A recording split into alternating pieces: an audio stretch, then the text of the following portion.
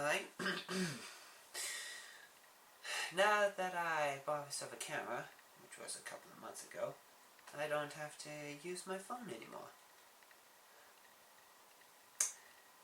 It's been a long time since I did a review, so you could probably tell that I'm doing a review of Super Robot Monkey Team Hyperforce Go.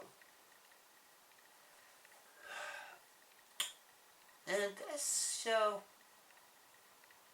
actually came to me when I think it was when I was browsing to a catalog which showed toys, of course, which is based on the series.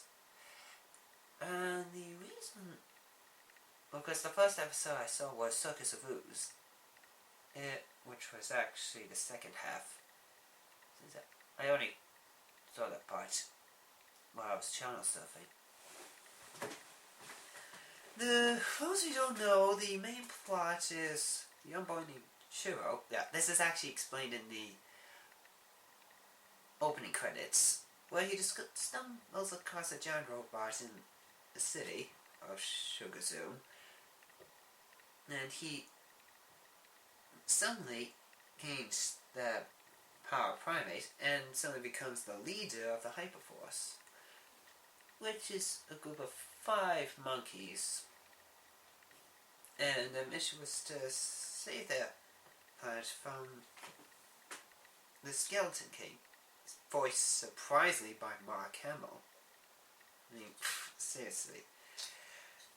I mean, Mark Hamill is just brilliant when he plays the villain.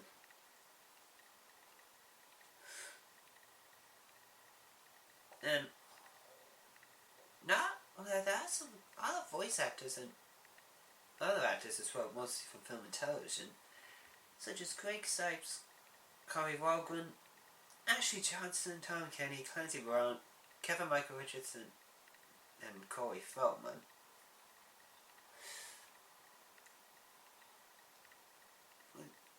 That's actually, to me, is a pretty good casting for, to say, American anime series. The reason I say this is because the animation was done by the Answer Studio, which is a Japanese animation studio. So it does have that anime look to it. Now you probably won't notice most of the time. The series was created by Chiro Neely, who previously done I think about half or a couple of episodes of Teen Titans of the first season.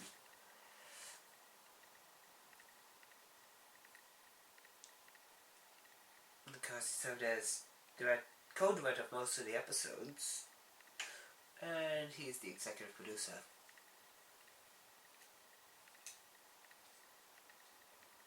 In fact, the whole series parodies famous sci-fi franchises such as Star Trek, Power Rangers, Voltron, and of course a bit of Star Wars in it. In fact, the most notable episode, Season of the Skull, in Season 3, is a parody of The Wicker Man.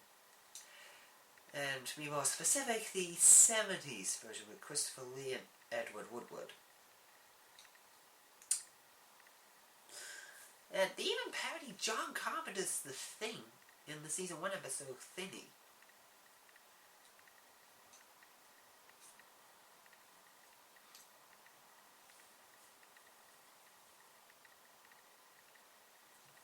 And also, I should also mention that it also features Ashley Johnson, who voices Jinmei, who is Shiro's girlfriend, who they discover that is a robot.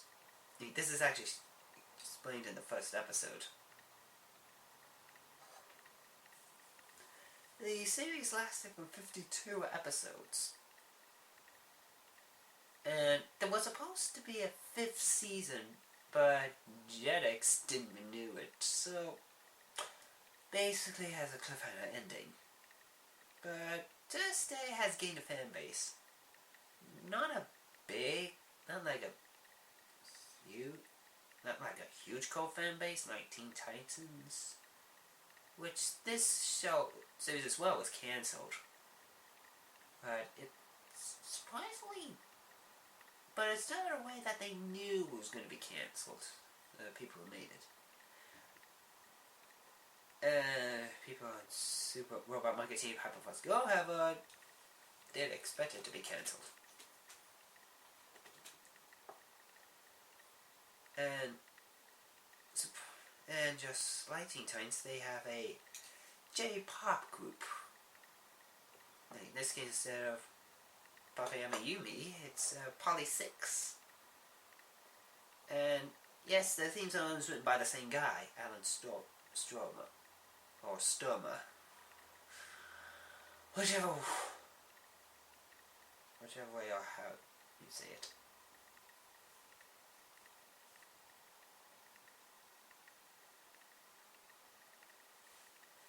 And throughout the series, I actually grew an interest in it. Not just because it reminds me of the stuff I grew up watching, but also how I got attached to those characters. In general, not just because they're big name big name actors in general. And also, like any other lineup, each kind of has a different personality. But again, bit of a nod to Super Sentai or Power Rangers, where each character has a different personality. Like, different characteristics. Like, Antari is the wise father figure. Nova is the only female of the group, but does pack a punch. Otto is the mechanic. How Gibson is the brains, the scientist. And of course Sparks is the comedic of the group. The comedian. And of course each of the monkeys have their own weapons. Like Antari has ghost claws. Nova has giant fists. Sparks has his magnets. Gibson has drills, and Otto has circular saws.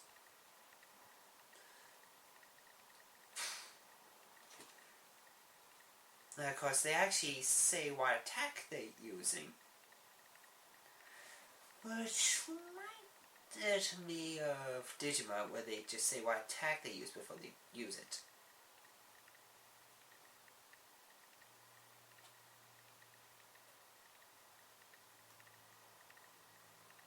And what intrigues me is the backstory of the Hyperforce, who were created by an alchemist. And of course they before he wiped their memories, before sending them to a faraway planet. The reason why he's wiping them is because he has an evil self, which is the Skeleton King. And the reason why the alchemist created them was to defend the universe from his evil self. It's like his sort of Jekyll and Hyde. Only this time, Hyde wins. Well, not much Jekyll and Hyde, but more like a... how should I put it? Good and evil side.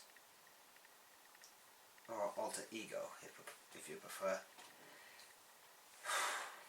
Then, from what I heard, creator Joe Neely actually stated that he was actually applying a conclusion to the series, which in this case season 5 is originally meant to be the last season. And of course, fans eagerly waited for one.